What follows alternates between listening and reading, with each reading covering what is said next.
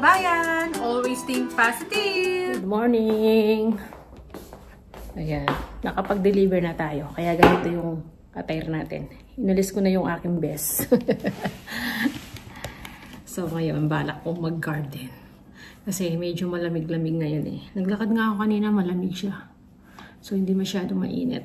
So natapos na tayo mag-deliver ng catalog. Buhat kahapon. Ayan, nag-deliver tayo kahapon ng umaga. Tapos ngayon umaga na naman. Kasi Tuesday, Wednesday, diba? So yun, tapos na. At least naubos na yung mga catalog. Na-deliver na natin. Kahapon pa ako nagda-garden dito eh. Kaya lang, naglinis muna ako ng bahay kahapon. So yun. Kasi nilabahan ko yung mga sapin ng ng couch natin. Ayun, nakasampay pa sa labas. Tapos, nagpalit tayo ng mga cushion cover natin. So, yun. Hindi ko pa nailalagay yung sapin ng couch natin. Kasi nandun pa sa labas. Ano lang naman ako dito. Konting walis na lang. Kasi kahapon, nag-vacuum na ako. Tsaka nag-mop. Tapos, nag-dusting. Ayan, talaga nilinis ko pati mga banyo. Banyo ng bata. Shower room nila. Ganon din sa amin. Kaya, ewan ko ba, sinipag ako kahapon after kong mag-deliver ng umaga. Pagdating ko, dire-diretso na yung ginawa ko. So, dito na lang yan. May hugasan tayong natitira dyan. Ng pinag-almusalan nung mga nagtrabaho natin. Si Bunso, nandyan. Wala siyang trabaho ngayon. Kahapon siya pumasok. 8 hours siya. Bukas ang pasok niya uli. Ayan, Thursday. So, ngayon, Wednesday. So, mamaya na lang natin linisin yung dito sa kusina. Ano lang naman, hugas lang naman ng plato tsaka anong tawag dito?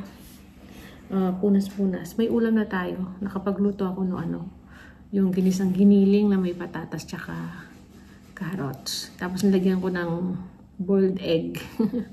So yun ang baon nila. Tsaka yun ang ulam namin ni Bunso ngayon. So mag-garden muna tayo habang maaga pa. So, yun. Wala tayo sa garden. Hindi na ako nag-bihis. Inalis ko lang yung best para ito yung suot ko. Tatakip tayo.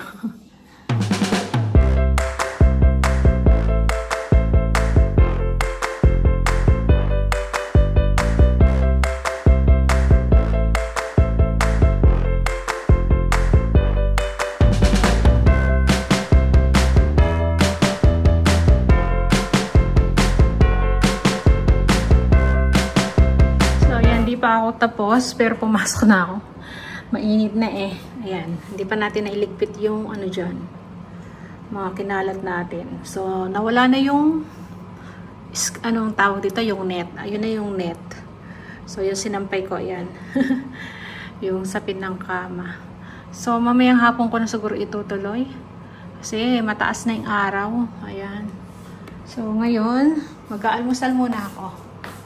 Ito yung kakainin nating almusal. Ito, kumuha ko dun sa ni panganay. Ito yung aking ilalagay. Yung niluto nating giniling yan. Ayan. Tapos, may natitirang sausage na niluto kanina si panganay. Tapos, ito yung kakainin ko. Ano ba to? Lettuce, tsaka pipino. Tapos, meron tayong Caesar, dito. Ayan. Dressing. Para sa salad. So, yan ang almusal natin. Siguro yan ay magiging ko rin. Lunch na rin. Mabubusog na ako niyan. So, yan.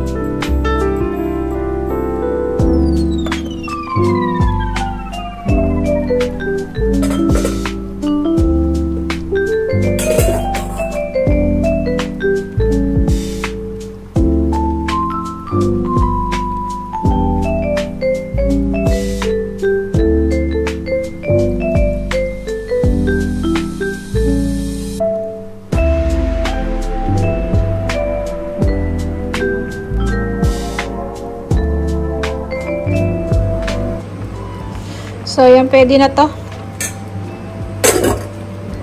Nagdagan ko siya ng konting cornstarch para medyo lumapot pa ng konti. Ayan.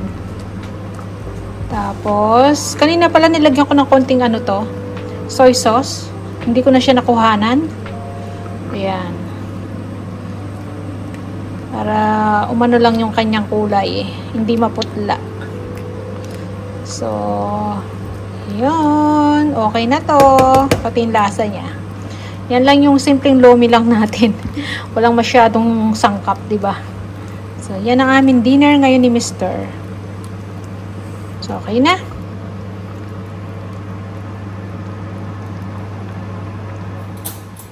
So, yan. Dinner na tayo. Yan o, diba? Sarap. Ito yung aming tinapay. Pantikoko. So, yan. Kain po tayo.